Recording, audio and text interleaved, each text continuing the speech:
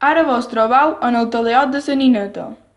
És un conjunt teleòtic del segle 1300 abans de Crist aproximadament, que està situat a l'encreuament de la carretera Alcúdia i Artà a l'entrada de la localitat de Son Serra de Marina.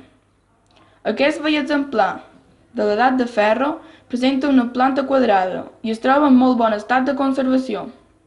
A primera vista, pareix un monument aïllat, però en realitat forma part del que va ser un gran poblat teleòtic.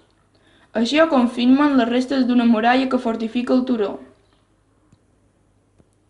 Aquest element va ser restaurat en els anys 60 perquè pogués ser contemplat amb tot el seu resplendor.